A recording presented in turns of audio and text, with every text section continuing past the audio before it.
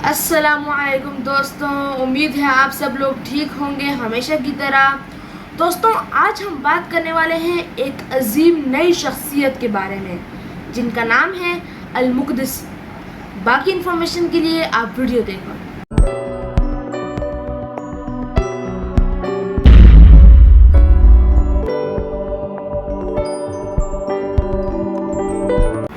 अल-मुक़द्दसी मुकम्मल नाम मोहम्मद इब्न अहमद शम्सुद्दीन शामी अल-मुक़द्दसी अल-बेशारी, लातीनी और इंग्लिश में नाम अल-मुक़द्दसी या अल-मक़दसी।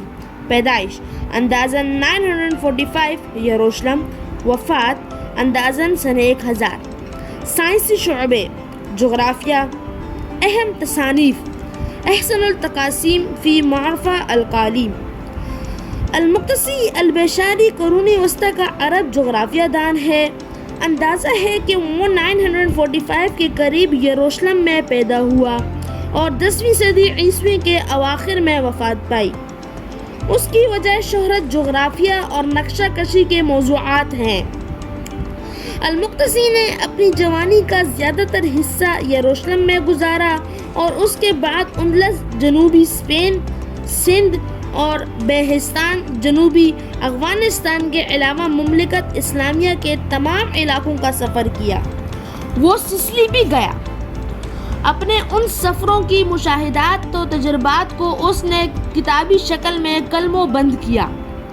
ये किताब अहसनुल तक़ासीम फ़ी मारिफ़ा अल-क़ालीम 985 में शिराज़ के मुकाम पर मुकम्मल हुई और बुनियादी तौर पर जोग्राफिया मालूमात पर मुश्तमिल है, लेकिन उससे ये भी मालूम होता है कि अल-मुक़द्दसी ने जोग्राफिया के अलावा इस्लामी फ़िक़ह का भी वसीअ मुताला कर रखा था। वो हनफी मुस्लिक फ़िक़ह से ताल्लुक़ रखता था। अज़मना वस्ता के बेशतर जोग्राफिया दानों ने, ख़वा उनका ताल्लुक़ मग़रिब से हो या अरब से, ज़्यादातर जोग्राफिया जज़ियात के बयान करने में अपना ज़ोर कलम सर्फ किया। उस जज़ियात निगारी के बाअस उनकी किताबें या तो रियाज़ियाती, तिबई या बयानी जोग्राफिया से मुतालिक तफ़सीलात पर मुश्तमिल हैं। ये उनमें तिजारती रास्तों और सुल्तनतों के बारे में मालूमात मिलती है और यह मुख्तलिफ मुकामात के नामों पर बहस करती है। अल-मुक़द्दसी ने उन तयशुदा रास्तों से हटकर अपने लिए एक नई राह निकाली। वो अपने पेशतर जोग्राफिया दानों की ऐसी तहरीरों और उनके मायार मुतमईन नहीं था। उसने अल-जहानी, अबू ज़ईद अहमद इब्न सुहेल अल-बल्खी, इब्न अल-फ़क़िह अल-हमदानी और इब्न ख़रदाज़बा जैसे जाने पहचाने जोग्राफिया दानों को तनक़ीद का निशाना बनाया है, क्योंकि वो ये समझता था कि उनकी तहरीरें या तो हुक्मरानों की ख़ास मक़ासद और हुकूमती ज़रूरतों को पूरा करने के लिए लिखी गई है, या फिर उनमें इतना इख्तिसार पाया जाता है कि उनसे कोई इल्मी फ़ायदा नहीं उठाया जा सकता। अपनी उन्हीं ख़यालात की रोशनी में उसने ख़ुद एक ऐसी किताब लिखने का इरादा किया जो मुआशरे के मुख्तलिफ तबक़ों की ज़रूरियात और तकाज़े पूरे कर सके और वो उन्हें मुफीद अमली मालूमात फ़राहम कर सके। अल-मुक़द्दसी को जोग्राफिया के हर दिल अज़ीज़ का पूरा इल्म था, चुनांचे वो उसी हवाले से लिखता है कि ये एक ऐसा इल्म है जिसमें बादशाह और इमरा गहरी दिलचस्पी लेते हैं। फ़िक़ह और काज़ी इसे हासिल करते हैं और आम लोगों के साथ साथ अरबाब इख्तियार भी उससे गहरा लगाव रखते हैं। अल-मुक़द्दसी का ख़याल है कि जोग्राफिया एक ऐसा मौज़ू है जिसमें और भी बहुत कुछ शामिल है। उसमें सिर्फ इमाके की तफसील ही नहीं होती, बल्कि मुख्तलिफ गिरदो और फ़िरके, कारोबार और तिजारत, औज़ान व पैश, रस्म व रिवाज का کر سکے اور مالیاتی نظام، زبانیں اور بولیاں بھی شامل ہیں۔ ان تمام موضوعات کو المقدسی نے تنقید نظر سے دیکھا ہے اور ان پر اظہار خیال کرتے ہوئے اپنا بیانیہ اور محققانہ صلاحیتوں کا مظاہرہ کیا ہے۔ المقدسی نے جغرافیہ میں معاشرتی کوائف کو شامل کر کے اسے مزید دستوں سے روشناس کرایا۔ بلخی جغرافیہ دانوں نے بھی اپنی تحریروں کو اسلامی ممالک تک محدود رکھا اور اپنے جغرافیائی نظریات کو قرآن و حدیث سے ہم آہنگ کرنے کی کوشش کی۔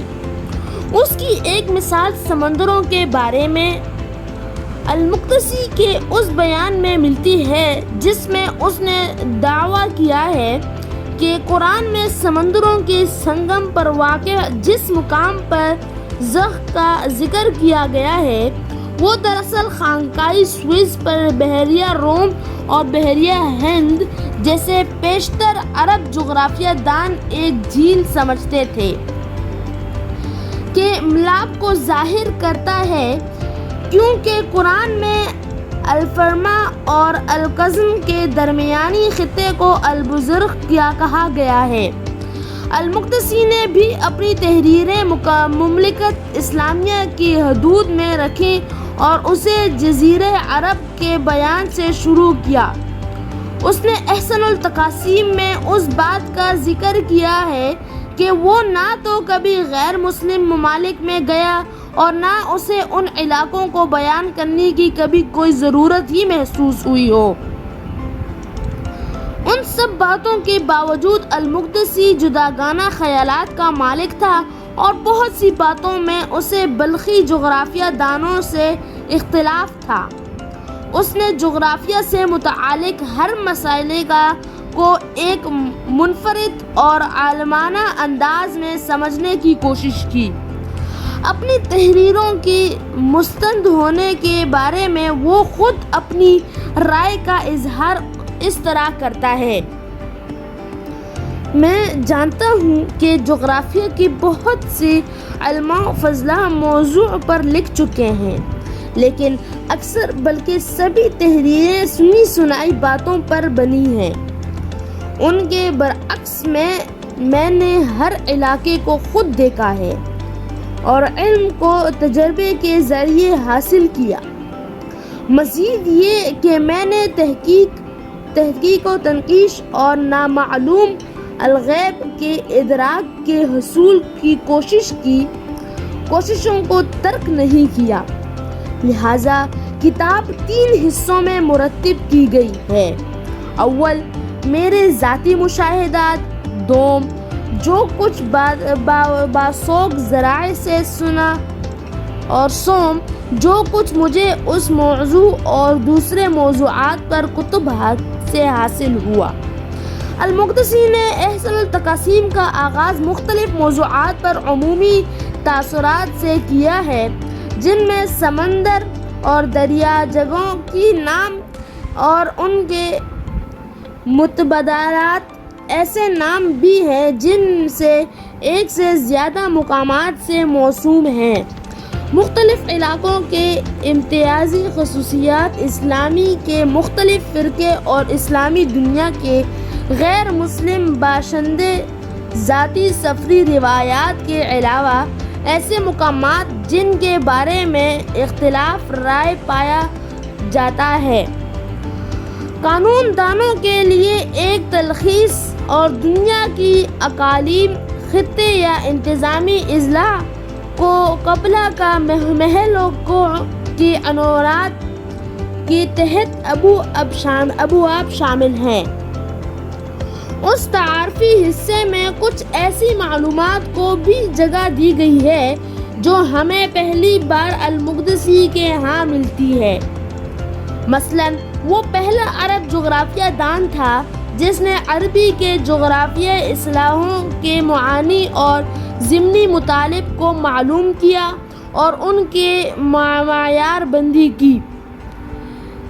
اس کے علاوہ سب سے پہلے اس نے فوری حوالے کے لیے شہروں اور دوسری خصوصیات کی ایک فہرست بھی مرتب کی۔ المقدسی کے مطابق دنیائے اسلام کے نقشے کی کوئی باقاعدہ شکل نہیں ہے، بلکہ یہ ایک بے ہنگم ترتیب میں ہے۔ اس نے اسلامی دنیا کو 14 خطوں الاقالیم میں تقسیم کیا ہے۔